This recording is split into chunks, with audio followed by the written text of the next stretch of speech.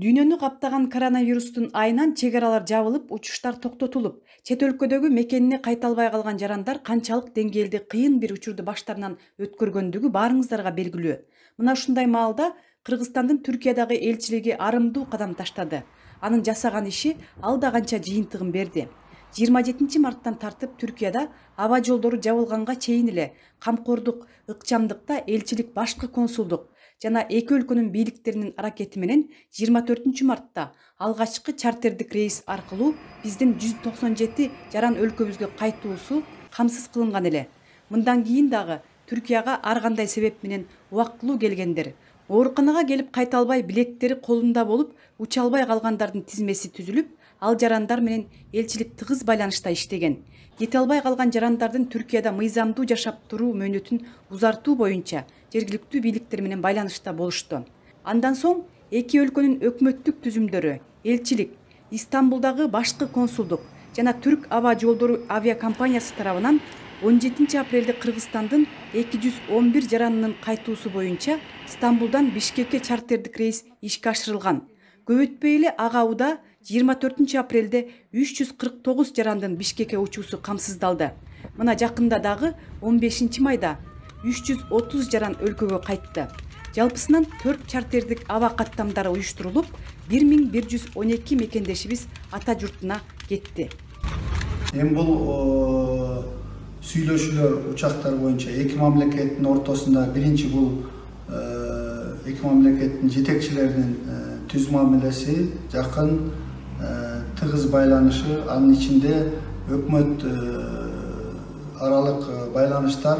Анан эми бул жерде биз Анкарада элчилик бул түрк өкмөтүнүн бардык тармактары менен, анын ичинде биринчи тышкы иштер министрлиги, ички иштер министрлиги, саламаттык сактоо, транспорт жана бул авиацияга тиешелүү мекемелер менен, анын ичинде Түрк аба жолдору жана Пегас менен тыгыз байланышып иштеп жаттык. Эми белгилей кетчү нерсе, ушул кыйын абалда азыр баарыңыздар билесиздер, адамдар жолукканга мүмкүнчүлүк жок. Ушунун баары мурунку иштелген ушу иштерибиздин жыйынтыгы деп эсептейм. Себеби баардыгы алыскы мындай дистанционный түрдө ошолор менен байланышып, ушул иштер ишке ашты. Кыргызстандын жарандарын кайтаруу элчилик жана Истамбулдагы башкы консулдук тарабынан түзүлүп келе жаткан тизмелерге ылайык жүргүзүлдү. Тизмелер буга чейин расмий сайттарга коюлган. Атайын рейстер менен биринчи кезекте дарылануу үчүн келгендер, балалуу аялдар, улгайган адамдар катарда болуп, тартипке ылайык алып кетүү пландаштырылган эле. Бирок учууга аз калган учурда араларынан кетүүдөн баш тартып, учпай калгандыгын бир топ жарандар билдиришкен. Ал эми кечээ бүгүнкү таңында кеткен, уже мекенибизге жеткен жарандарыбыз тууралуу акыркы мезгилде ошо 24 апрелден кийин андан мурун кетем, келбейм, кетем деп ушундай ар кандай себеп менен калып калгандар, бирок тизмеде тургандарды кошкондо 800ге жакын жараныбыз болгон. Ошол жарандардын 600дөн ашыгына биздин ушул элчилик менен башкы консулдуктун кызматкерлери ар биринен телефон чалып, сурап, тактап 349 адамды кетем дегенин ошондо 600дөн ашыкты биз тактагандан кийин көчө кечинде ошол аэропортко 330 гана адам барды да.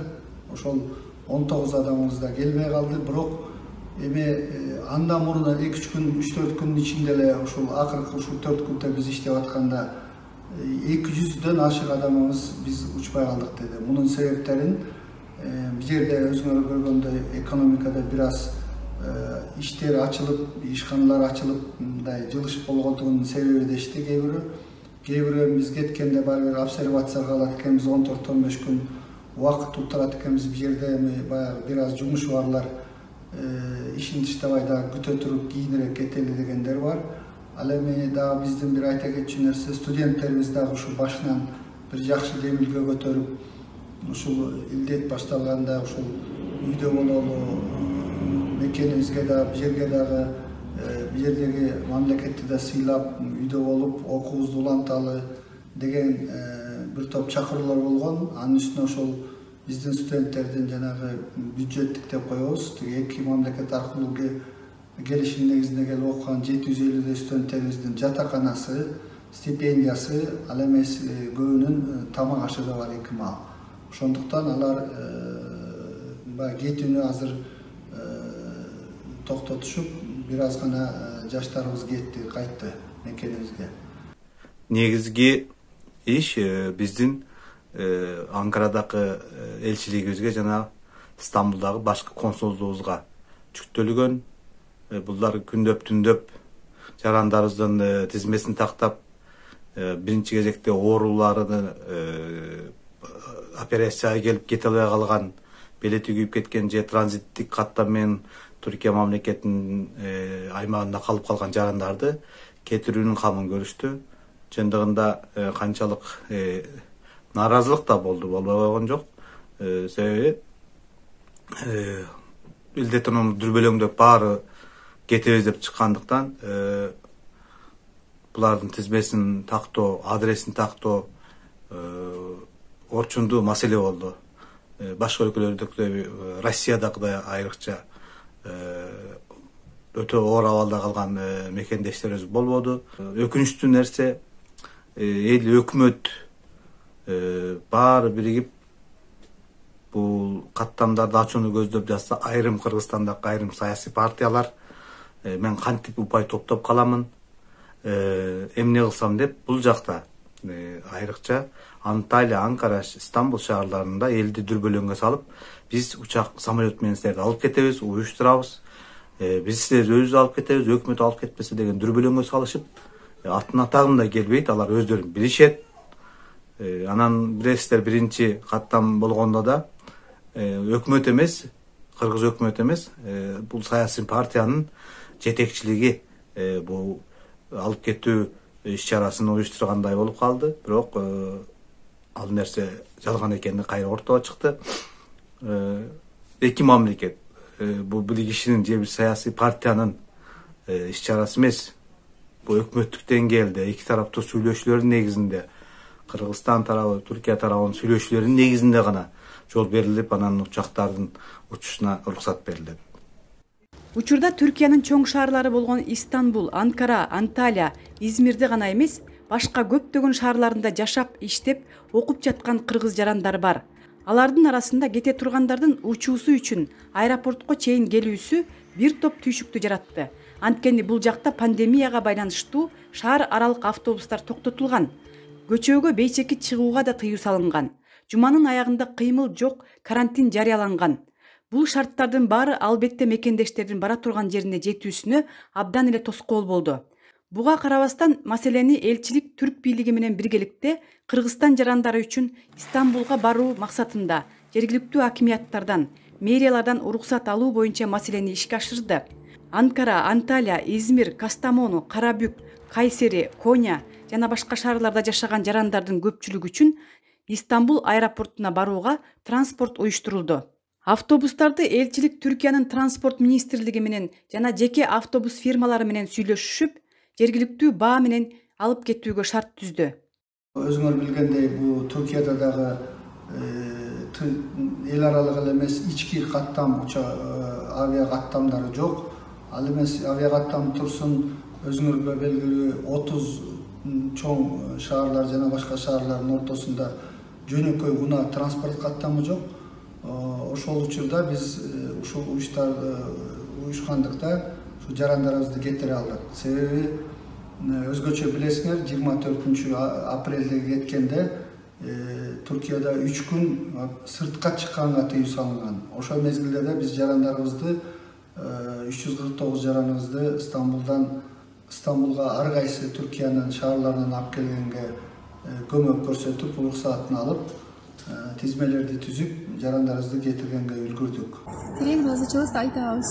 Биздин коопсуздугубузду ойлоп, Биздин мамлекетибизге барууга жана үй-бүлөбүзгө жолугууга ушундай шарттар түзүп бергениңиздер үчүн сиздерге чоң рахматыбызды, ыраазычылыгыбызды билдиребиз. Ал эми учактар боюнча да элчилик рейстерди өз камкордугуна алып, Түрк аба жолдору компаниясы менен жеке сүйлөшүүлөрдү жүргүзүп, келишимдик арзан баада жүргүнчүлөрдү алып кетүүсүн камсыздады. эң көп орундуу Boeing учагын жалдашып, андагы шарттар да мекендештердин купулуна толду. Адатта бул компаниялардын билеттери $300 кем эмес, андан жогору баада сатылат.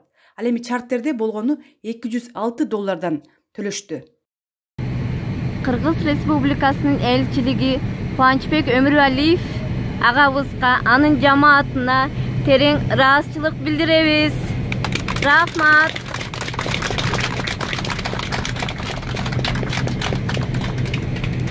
Аэропорттон билеттерибизди ошол жерден алдык. Доллар менен айта кетсем $206 төлөдүк. Түрк самолету бул.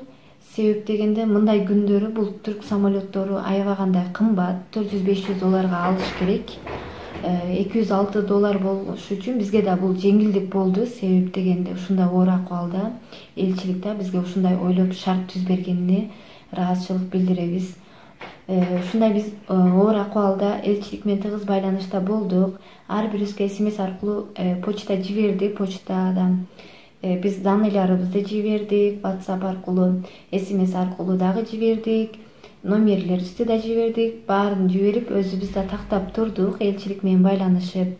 Ал эми ошондой эле 24 апрель күнү так маалыматы уча турган күнү сааты чыкканда ар бирибизге элчилик чалды, ар бирибизди чакырды, ар бирибизге айткан адресине бардык. Ар бирибиз бизге барсак 3 автобус дайындашыптыр. 3 автобуска 67 киши келдик. 67 кишинин ар бири 2 кишилик орунга бирден отурдук. Баарыбызды отургузуп, баарыбызга тактап, ошондой эле колубузга перчатки берип, маска берип, бесплатный, ошондой эле колония берди баарыбызга.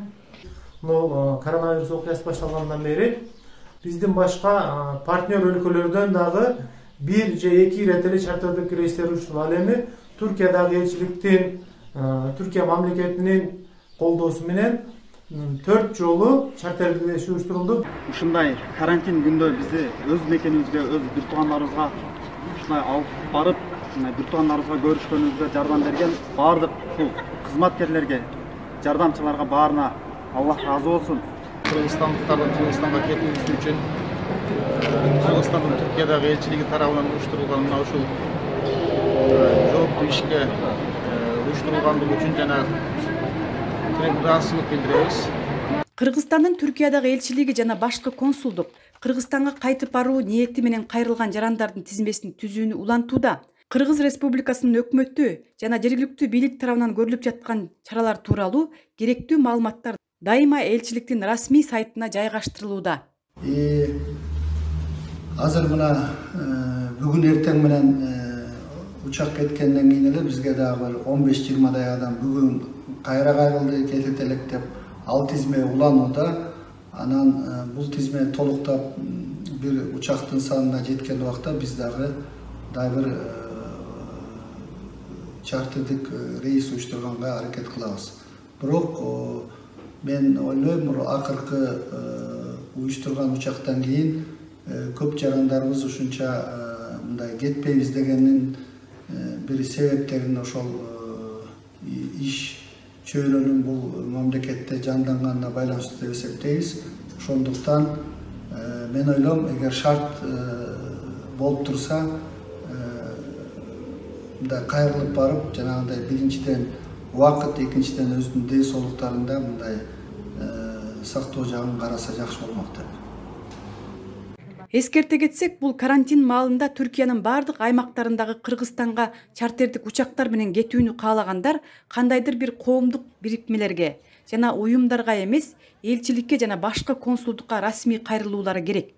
Ошол эле учурда элчилик Түркияда калуу мүмкүнчүлүгүнө ээ болгон Кыргызстандын жарандарына олуттуу зарылчылыгы болбосо, коронавирустук инфекциянын жана оорунун жайылуу коркунучунун алдын алуу үчүн убактылуу жашап жаткан жеринде калуусун сунуштайт. Жана ошондой эле Түркия Республикасынын коронавирустун жайылышынан калкты коргоо үчүн кабыл алган иш-чаралары боюнча бардык талаптарын аткарууга, бардык коопсуздук эрежелерин сактоого чакырат.